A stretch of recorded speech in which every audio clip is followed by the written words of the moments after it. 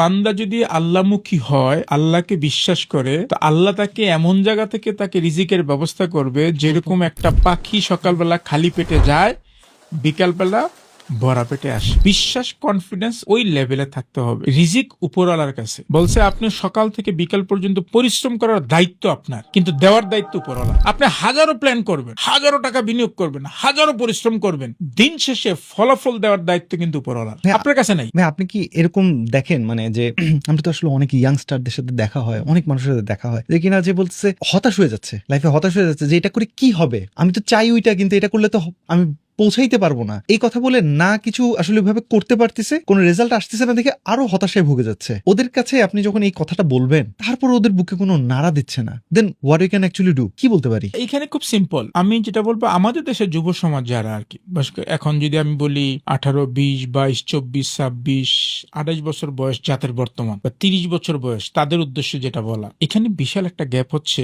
ওই যে একই জিনিস, মেন্টরশিপ নাই। ও যখন হতাশ হয়ে যাচ্ছে, ওটা থেকে বোঝানোর মতো নাই। এখন প্রশ্ন হচ্ছে, ওর পিছন থেকে যদি আমার মার মতো কেউ ওরা গাইডলাইন দেয়, বাবা লাইফে বড় হইতে গেলে আগে হতাশ হইতে হয়। যেমন আমি খুব ভালো একটা কোট করি, লাইফে যদি কখনো ব্যবসা শুরু করে কেউ প্রফিট করে, সে কোনোদিন বড় ব্যবসায়ী হইতে পারবে না। নোট, এগেইন আই রিপিট, যারা শুনছে বা দেখছে, ব্যবসা শুরু করছেন, প্রথম বছরে আপনি লাভবান হয়েছেন, লস করেন নাই, হতাশ হন নাই, ফেল করেন নাই, আপনি বেশি দিন ব্যবসায়ী হইতে পারবেন না, বড় ব্যবসায়ী হইতে পারবেন না। ফ্রেশ গ্রুপ, মোস্তফা কামাল, তো উনি লঞ্চের ডেকে ঘুমাইছে, ওনার বাবা লঞ্চ চালাইতো, উনি ডেকে ঘুমাইছে, রাইট? তো আজকে কয়েকশো লঞ্চের মালিক উনি। এখন জিনিসটা কি এত সহজে আসছে?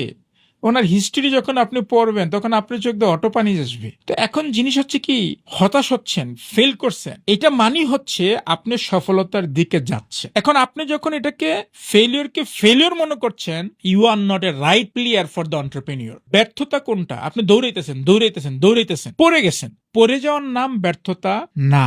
আপনি পড়ে গেছেন, সেখান থেকে আপনি উঠতে চাচ্ছেন কিনা, যদি না চান, দ্যাট ইজ কল আনসাকসেস। আর যদি উঠে দাঁড়াইতে চান, আপনি সাকসেস। ওই যে বললেন, বুক ধর, মানে হতাশ হয়ে যাচ্ছে, এটা নরমাল। ব্যবসা করবে, উদ্যোক্তা হবে, সে কিছু একটা হতে চায়, তাহলে প্রথম তার ডায়েরিতে লিখতে হবে, তাকে শতবার বাধা পেতে হবে, চ্যালেঞ্জ পেতে হবে, হতাশ হবে, নার্ভাস হবে, পকেটে টাকা থাকবে না, নিউজ পেপার বিক্রি করে অফিস ভাড়া দিতে হবে, বাড়িওয়ালা ওরে বের করে দিবে, গালি দিবে, বকা দিবে। এটা হচ্ছে মানে সে সফলতার দিকে যাচ্ছে।